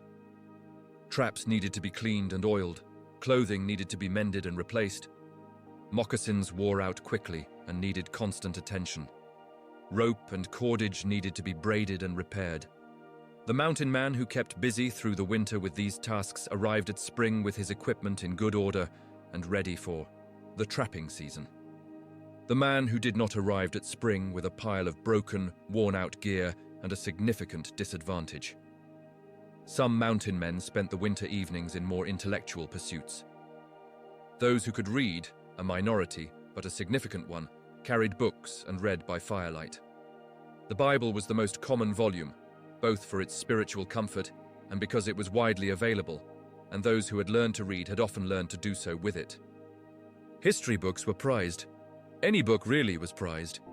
In the deep winter isolation of a mountain camp, even a technical manual or a book of sermons could be an entertainment.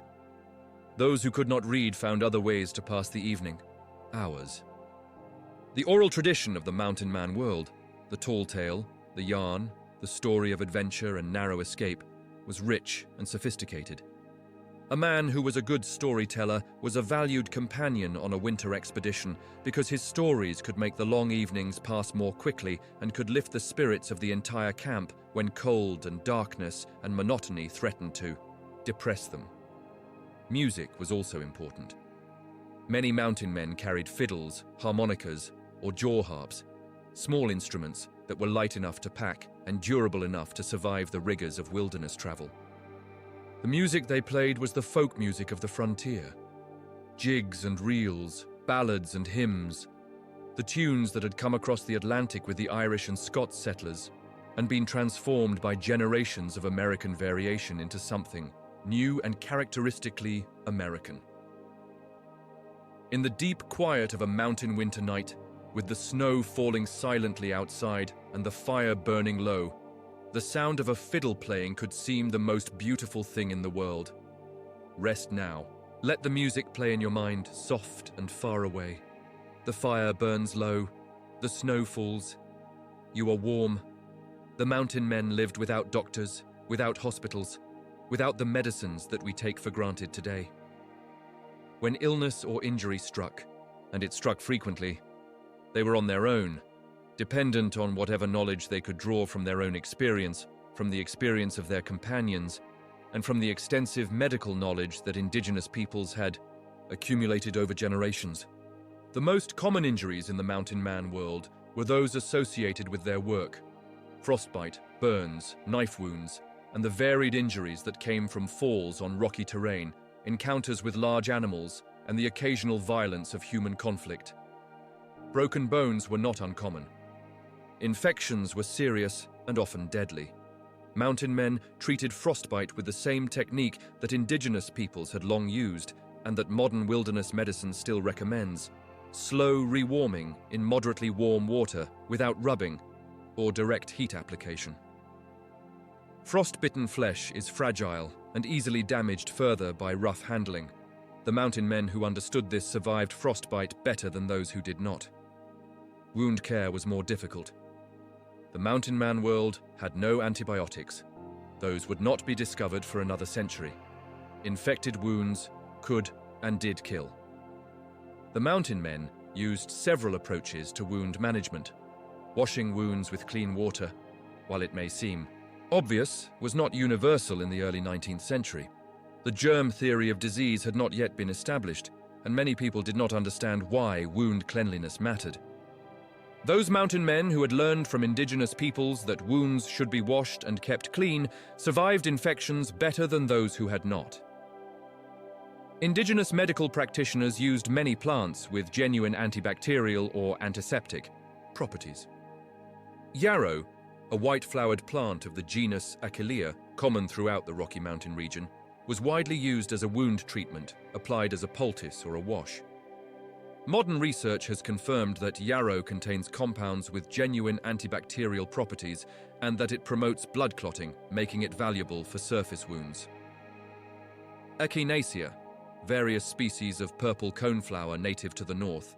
American prairies, was used by many plains and mountain peoples to treat infections and inflammatory conditions.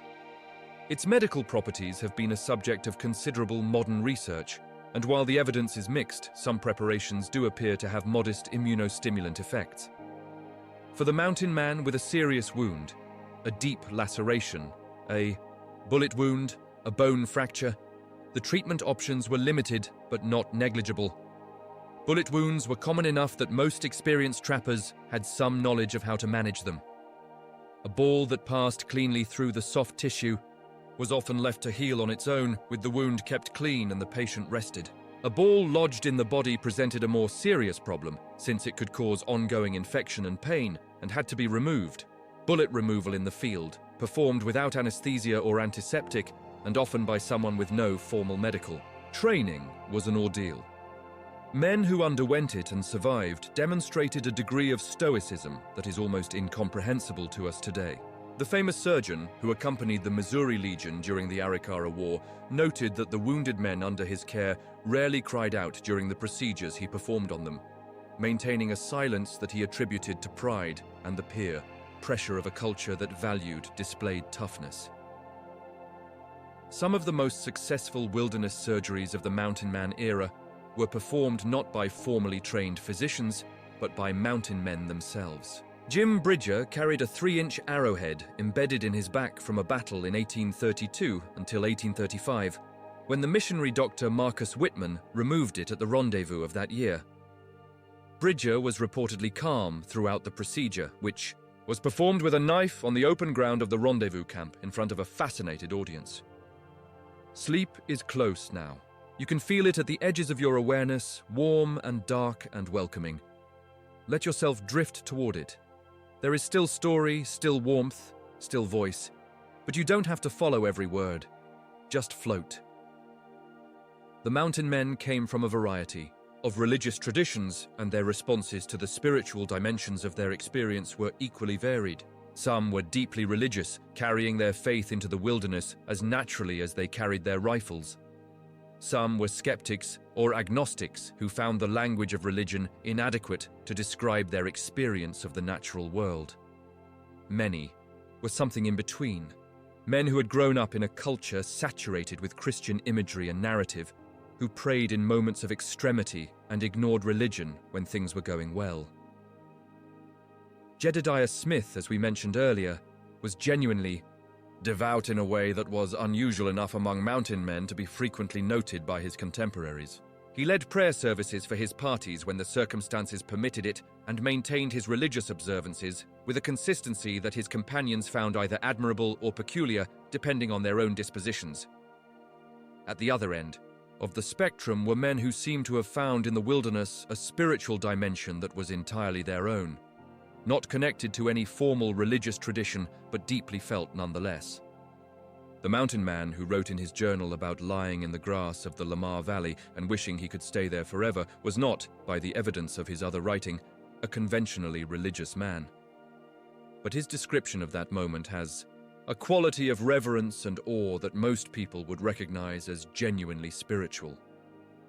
The indigenous peoples that the mountain men lived among had rich spiritual traditions of their own.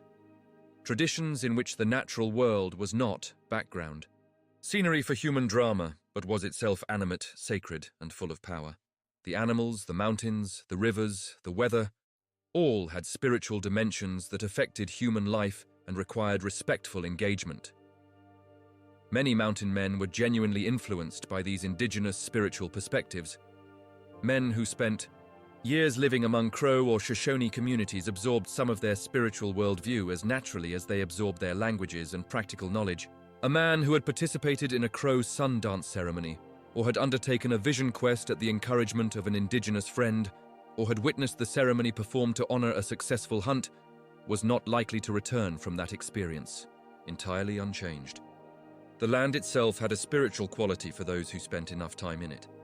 The mountain men who stayed in the Rockies for years reported that they could not fully explain, even to themselves, the attachment they felt to the wilderness, the pull that drew them back into the mountains even when they had the opportunity to return to settled life.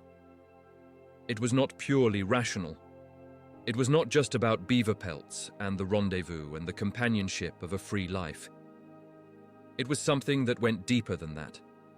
Perhaps it was simply that the mountains were real, in a way that the world of towns and commerce and social obligation was not. The cold was real, the hunger was real, the beauty of a mountain sunrise was real, and so was the danger of a winter storm. In the wilderness, there was nowhere to hide from reality. It pressed in from every side, demanding attention and response. And for certain people, certain temperaments, this directness was not a burden, but a relief. The words are very soft now. Your breath is slow and steady. The night is very deep, and you are drifting through it like a leaf on a gentle current, carried along without effort, without direction, toward the dark and welcoming country of sleep. As we near the end of our long journey through this world, let us consider what the mountain men left behind, what their legacy has been, and how it shapes the world we live in today. The most immediate legacy was geographical. The mountain men mapped the American West in the fullest sense, not just in the formal cartographic sense, though their mental maps and the information they provided to official cartographers were crucially important, but in the larger sense of revealing to the American nation what the continent contained. Before the mountain men, the territory west of the Missouri River was, for most Americans, essentially unknown. The Lewis and Clark expedition had sketched the northern routes and provided the first rough outline of the whole. But the detail, the passes through the mountains, the locations of good water, the seasonal character of the trails, the positions of the indigenous nations, the quality of the soil and timber and grass. All of this was information that accumulated slowly and painfully through the efforts of the mountain men, season after season, year after year. By the time the great emigrant migrations of the 1840s began, the essential knowledge needed to cross the continent had been accumulated. The Oregon Trail, the route that carried hundreds of thousands of settlers to Oregon and California between 1840 and 1870, followed paths that mountain men had been using for 20 years. The south passed through the Wyoming Basin, which made the Rocky Mountain crossing feasible for wagons, had been identified by mountain man explorers in the early 1820s. The water sources, the camping places, the dangerous river crossings, all of this was known, mapped in the minds and on the papers of men who had crossed and recrossed the country on foot and horseback. Without the mountain men, the great westward migration of the 1840s and 1850s would have been far more difficult, far more deadly, and perhaps not achievable in the form it took. This is not a purely positive observation. The settlement of the West was a catastrophe for the indigenous peoples who had lived there for thousands of years, and the mountain men who guided the first waves of settlers participated, knowingly or not, in that catastrophe. But the geographical contribution was real. The mountain men also left a legacy in American culture that has proved extraordinarily durable. The figure of the lone wilderness man, self-reliant, skilled, tough, independent, at home in the natural world, became one of the central myths of American identity in the 19th century, and it remains powerful today. This mythology was already being constructed while the mountain men were still alive. Washington Irving's books about the rendezvous and the Western fur trade were bestsellers in the 1830s. Kit Carson became a national hero through the reports of Fremont's expeditions, and dime novelists and newspaper writers subsequently turned him into something larger than life. Jim Bridger became a legend, his tall tales about the wonders of Yellowstone retold and embellished until they had taken on the character of folk myth. The mythology has often been inaccurate or misleading. It has romanticized violence, erased the contributions of indigenous peoples and women, and promoted a vision of solitary self-reliance that does not capture the deeply cooperative reality of mountain man life. But underneath the mythology, there is a real history, real men, real skills, real experiences, real landscape, that is at least as interesting as any myth. The conservation of the American West owes something to the mountain men as well, though indirectly and in complex ways. Men who had seen the Rocky Mountain landscape in its original, untouched state, who had watched the enormous bison herds and the beaver-rich streams, became, as they aged, witnesses to the destruction of those things. Some of them became advocates for the preservation of what remained. Jim Bridger, in his old age, reportedly said that the grasslands of his youth were better grasslands than anything that existed anymore, and that the game animals were more numerous than anyone who hadn't seen them could believe. He was nostalgic for the world he had known, but his nostalgia was also a record, a testimony to what had existed and what had been lost. The idea of Yellowstone as a national park, established in 1872, the first national park in the world, owed something to the accounts of mountain men who had seen and described its wonders. Bridger's tales of geysers and hot springs, dismissed as tall tales for decades, turned out to be entirely accurate. And when official exploration parties finally confirmed them in the 1870s, there was enough public fascination with the place to support the idea of preserving it. The mountain men were the first Americans of European descent to see Yellowstone, the Grand Tetons, the Colorado Rockies, the Great Salt Lake, the Sierra Nevada, the Columbia Plateau, and dozens of other extraordinary landscapes. In seeing them, they became the first to love them. And that love, however rough and unstated, was the beginning of the American conservation ethic. You are very deeply relaxed now. Your breathing is slow and deep. The words come to you from a distance, soft and gentle, like music heard through a wall. Let us imagine, as our story nears its end, the last rendezvous. It was 1840, the valley of the Green River, Wyoming. July. The gathering was thin that year.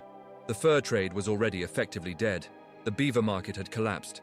The best streams had been trapped out. and the men who might have come. To this rendezvous in earlier years had drifted away to other pursuits or other territories. Perhaps 200 people attended, when previous years had seen thousands. The men who came knew, most of them, that something was ending.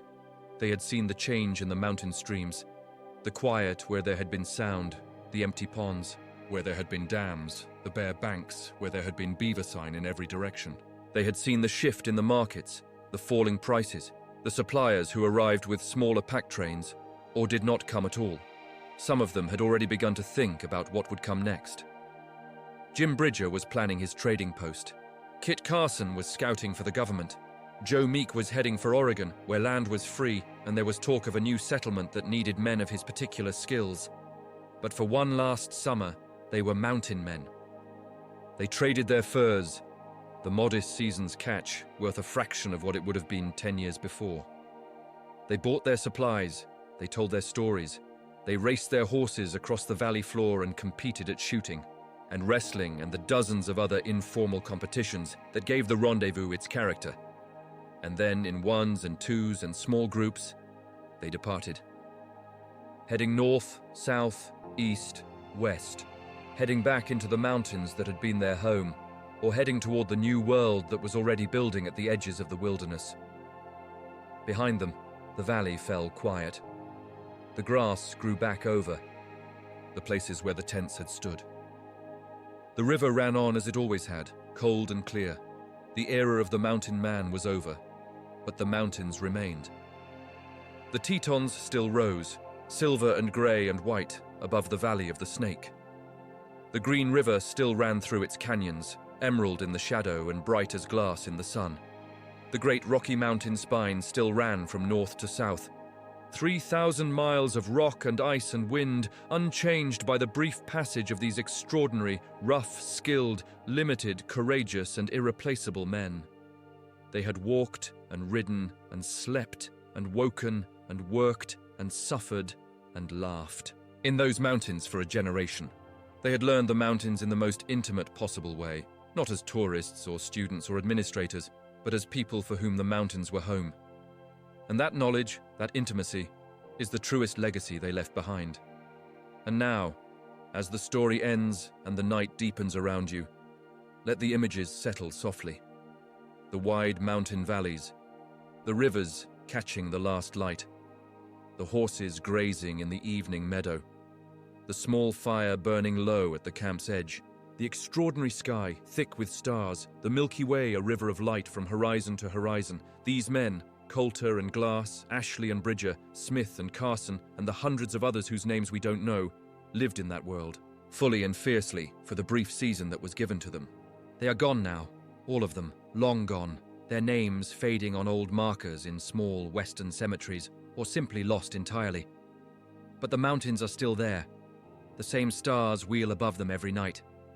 The beaver, slowly recovering, protected now by the laws that came too late for the mountain men, but not too late for the animals, are building their dams again in the high country streams, patiently and efficiently, as they have done for millions of years. The story of the mountain men is a story about what human beings can endure and accomplish when they have no choice and when they choose to rise to the height of their circumstances. It is a story about the beauty of the natural world and the cost of treating it as a commodity. It is a story about the meeting of different cultures and the complexity of those encounters. It is a story about solitude and companionship, about violence and gentleness, about skill and luck, and the particular quality of freedom that comes from living at the edge of the known world. It is a story worth remembering. But now, the story is done. The fire has burned down to coals. The valley is quiet. The mountains are dark and the stars are very bright. Close your eyes. Let your body be completely still.